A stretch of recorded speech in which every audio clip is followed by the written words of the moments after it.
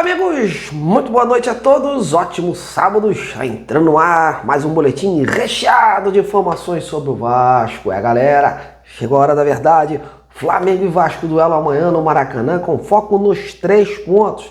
Cada time tem suas metas, suas pretensões, mas com objetivos diferentes. Nunca uma vitória foi tão desejada por ambos.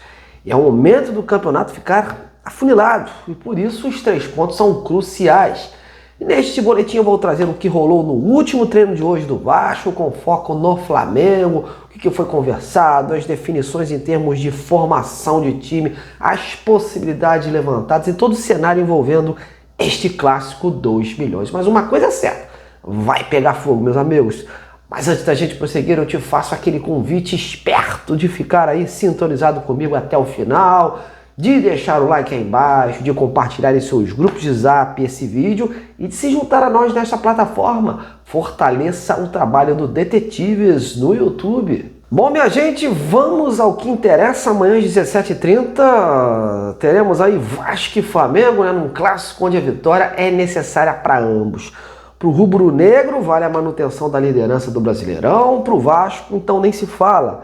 Vale uma redenção no campeonato, vale um combustível extra para deixar as posições de baixo e não pensar tão cedo em Z4. Os adversários lá de baixo, inclusive, já estão ajudando o Vasco, né? Hoje o Vitória, por exemplo, que abre ali o Z4, perdeu para o Fluminense em sua própria casa. Com isso, estacionou nos 22 pontos e caso o Vasco consiga aí uma vitória amanhã, o time subiria aí para 26 pontos, já que hoje tem 23, abrindo uma boa margem nas últimas colocações. Óbvio que o Juventude ainda vai entrar em campo, o próprio Santos que está na cola ali do Vasco, mas a rodada já começa com um cenário favorável. O torcedor vascaíno, obviamente, queria ver o seu time buscando os 3 pontos amanhã para pensar o quê? Em Libertadores, disputa por título, mas novamente a realidade é bem diferente. Segue o Vasco lutando contra o seu calvário aí, tendo que brigar para não cair, conta de uma campanha pífia marcada pelo desequilíbrio. Desequilíbrio esse que foi tema de Fernando Diniz nos últimos treinamentos, visando o confronto de amanhã. O técnico entende que está mais do que na hora do Vasco buscar uma ponta de equilíbrio, uma sustentação para que essa sequência final, o time tenha uma estabilidade para decidir os seus objetivos. Ora a equipe vence uma, ora dá um show de bola, ora leva um empate indigesto nos finais, e ora tem atuações bizarras. São irregularidades que incomodam muito e por isso um triunfo amanhã teria um peso gigantesco no que está por vir.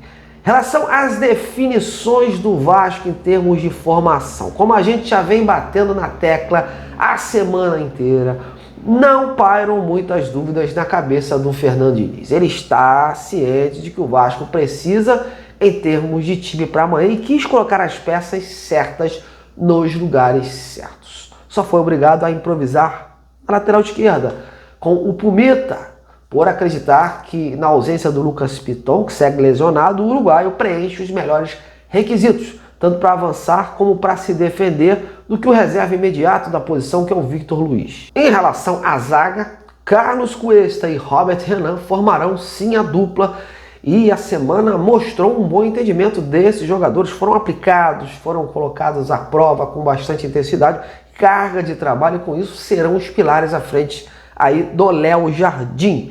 Em falar em pilar, outro jogador aí que volta ao time, que será titular, é o volante Hugo Moura, que estava suspenso. O Hugo fará aquela vigília defensiva na área, principalmente ficando ali de olho no Arrascaeta, para ele não se criar muito. E com isso será aquela peça em frente à área, como se fosse um terceiro zagueiro, digamos assim.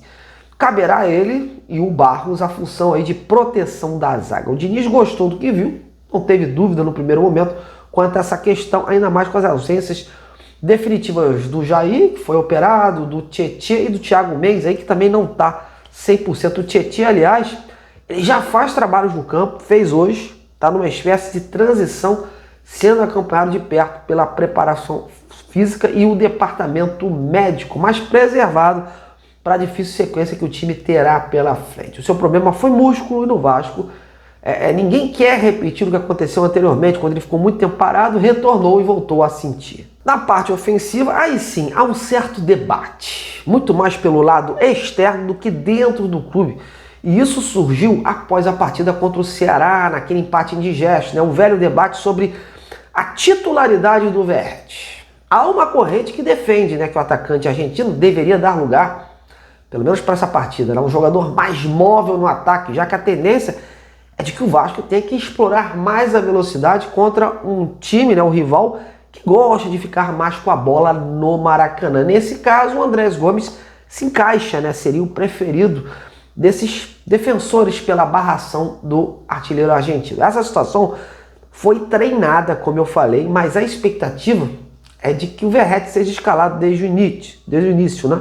O camisa 99 segue como peça central do sistema ofensivo do Fernando Diniz, mesmo contestado por parte da torcida. Ele teve ali a sua importância quando o time disputou os clássicos e é um jogador que o Diniz gosta por sua raça, por duelar até o fim, por mostrar competitividade, e há esse entendimento de que o Vasco precisa colocar em prática um time mais competitivo para que possa bater de frente contra o Flamengo. Em todo caso, há essa tendência também de ser colocado no decorrer da partida, né, do Diniz optar por esse esquema de mais mobilidade lá na frente, colocando atletas velozes. Aí o Andrés Gomes, o colombiano, se encaixaria, como também o David. Ele tem que oxigenar o grupo, né? E é importante que o Diniz tenha esse enlace na hora, né? Tem essa percepção, porque também demorar muito a mexer num jogo como esse pode ser fatal. Bom, diante disso,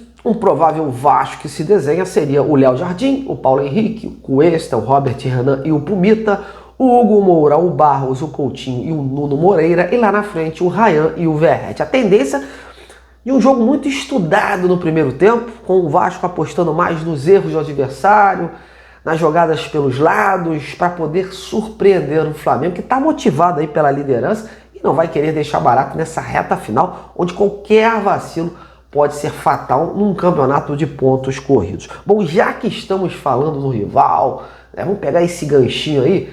Pelo lado deles, o time não tem muitas dúvidas. A última que faltava se dissipou hoje, no último treinamento, né? O meio espanhol Saúl, ele era dúvida por conta de uma pancada no jogo passado contra os Estudiantes pela Libertadores, mas ele treinou, foi a campo e, pelas últimas informações, o Felipe Luiz deve mandar a campo a seguinte formação: o Rossi, o Varela, o Léo Ortiz, o Léo Pereira e o Ayrton Lucas, o Saúl, como eu falei, o De La Cruz e o Arrascaeta, e o Plata, Samuel Lino e Pedro. Um bom ataque aí, um ataque perigoso, e o Vasco tem que realmente abrir o olho.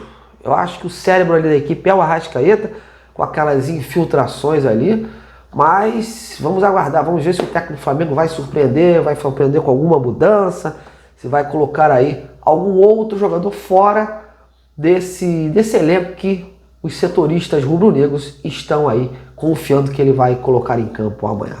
E agora chegou a sua hora, meus amigos. Qual o seu palpite para esse clássico de amanhã? Coloque aí e vamos interagir juntos, beleza?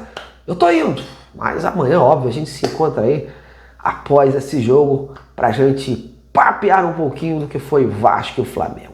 Desejo a você uma ótima noite de sábado, um bom início de domingo e aquele abraço.